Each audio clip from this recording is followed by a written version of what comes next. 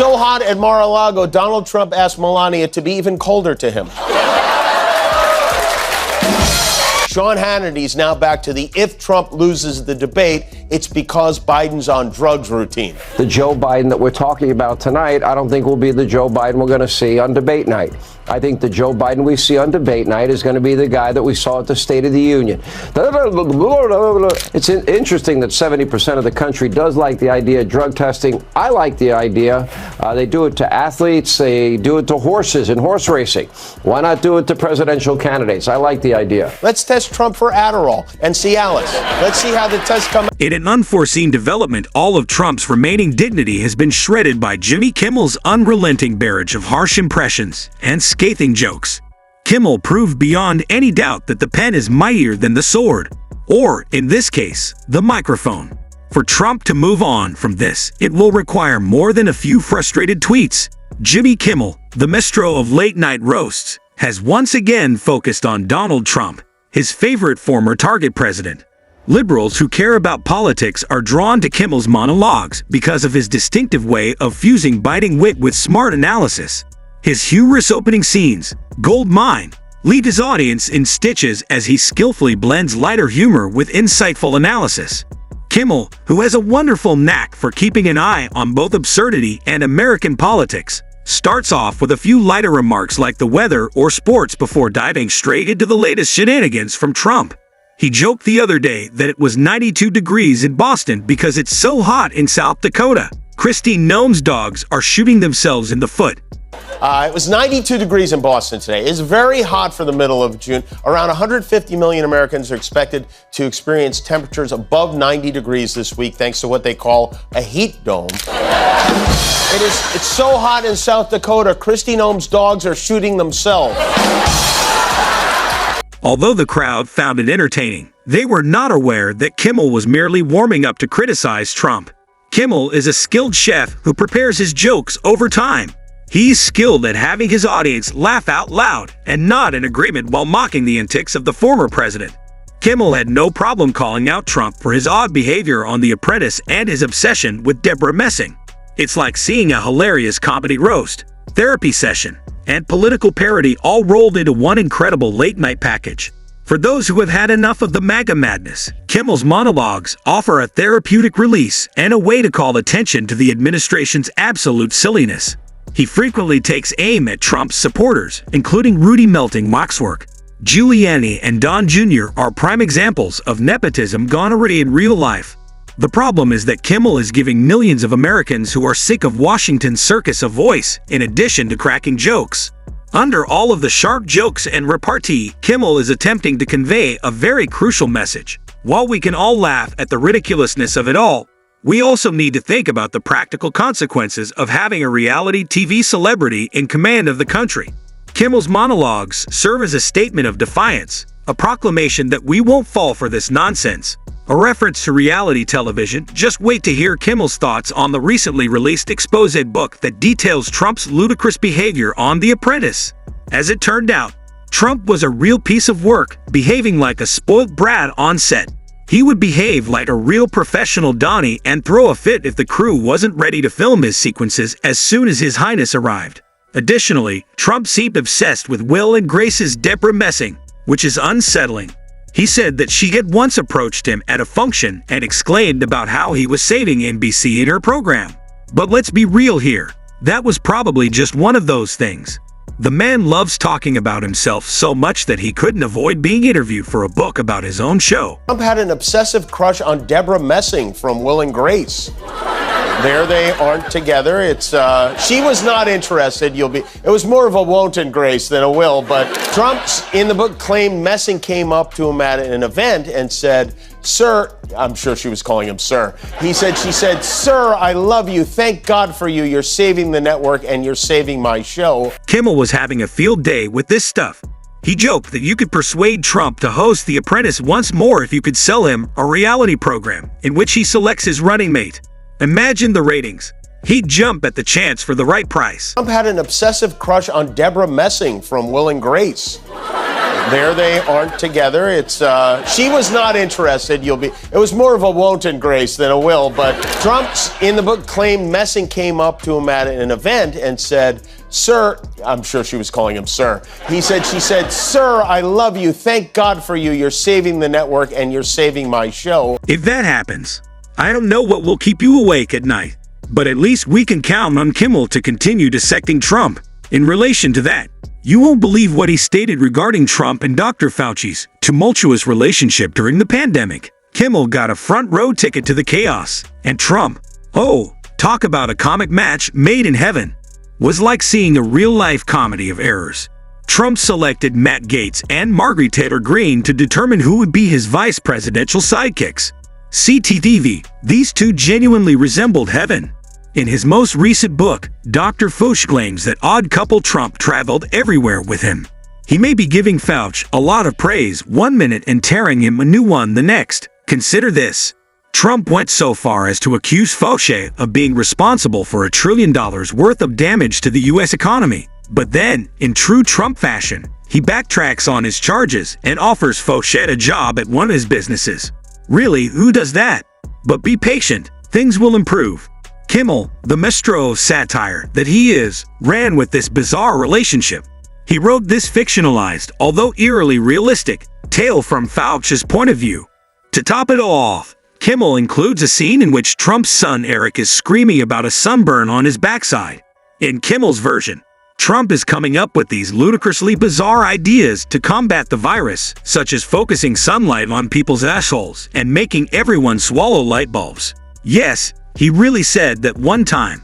You really can't make this stuff up. But here's the thing. After all of that, Kimmel takes the mic and says, "All true, we did not alter one word." Of course, this is a complete spoof. But the fact that it's so close to reality is what makes it so hilarious. It's as though we live in a world where the president is spewing ideas that sound like they belong in a negative comedy sketch. And Kimmel is just shining a bright light on how ridiculous everything is.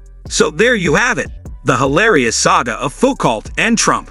As told by the one and only Jimmy Kimmel, but hold on to your hats because Kimmel's not done yet. He's got his sights set on another juicy Trump topic, the wild accusations flying around about Biden using performance-enhancing drugs in the debates. And let's just say Kimmel's got a few ideas of his own about what Trump might be taking. Buckle up because this comedy train is just getting started, but the debate drama didn't stop there, folks. Buckle up because Kimmel's about to take us on a wild ride through the twisted world of Trump's debate drug accusations. That's right, the stable genius himself is hurling some seriously wacky allegations at good old Joe Biden. According to the geniuses over at Fox News, Biden might be juicing before the debates. Yep, you heard that right.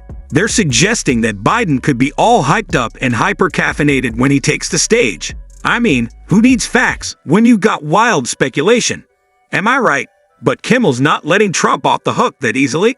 In a stroke of comedic brilliance, he fired back with a sarcastic suggestion of his own. To make things fair and balanced, if Biden is being tested for drugs, why not subject Trump to the same scrutiny and have him tested for medications like Talus and Adderall? Well, it makes sense, right? Kimmel couldn't help but laugh at how absurd it was all. After all, who in his right mind would believe in a miracle debate tablet that could instantly turn Joe Biden into a formidable speaker? It has the soundtrack of a terrible science fiction movie. But hold on, there's more.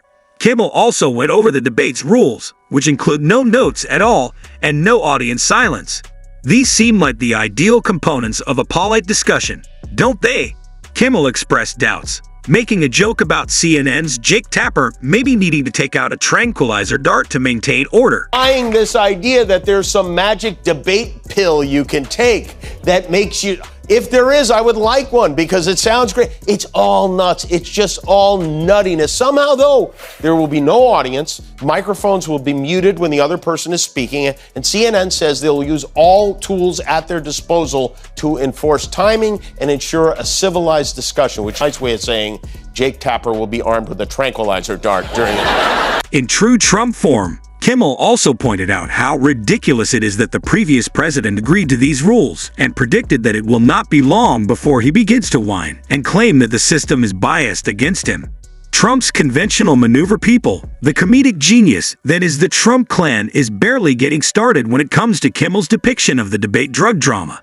I can assure you that Don Jr. and Rudy Giuliani will soon be in the news, and you won't want to miss what Kimmel has to say about their latest adventures. Kimmel not only made fun of Trump but also the former president's inner circle.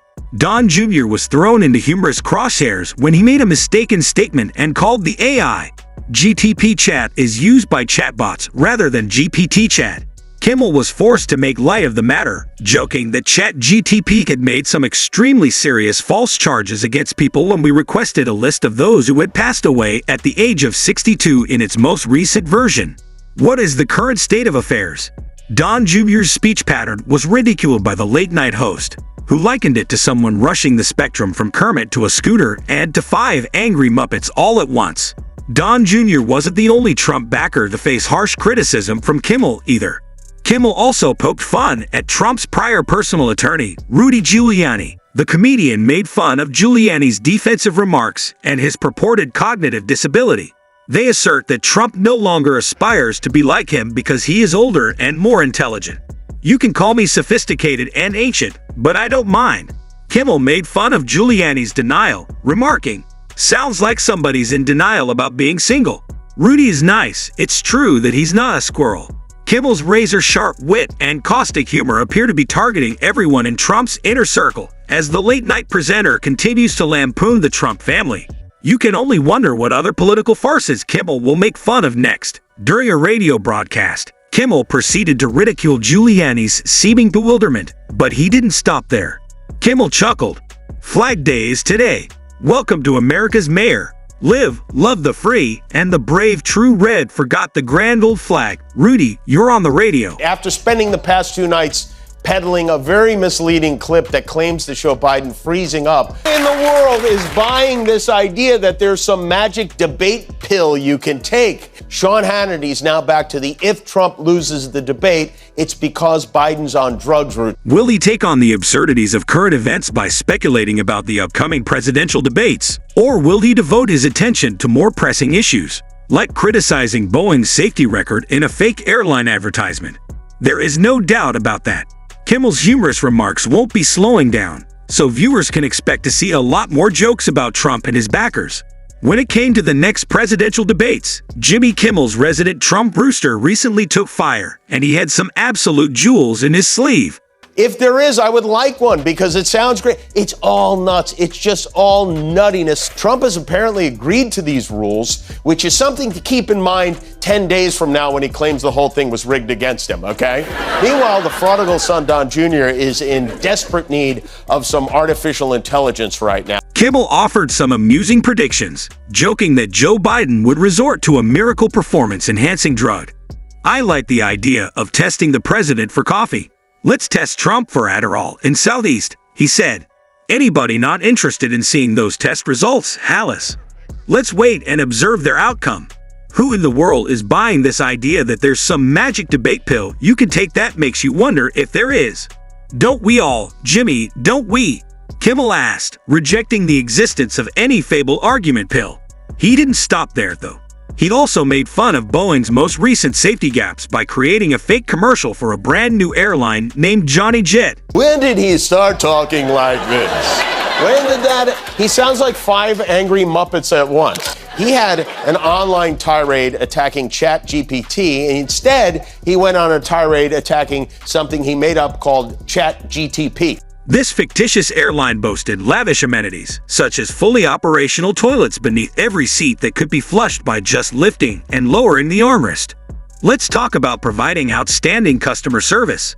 Kimmel was compelled to bring up the subject of Boeing's recent troubles with components of their aeroplane disintegrating in midair. In addition, he humorously underlined how important it is for a company that manufactures airplanes to understand gravity.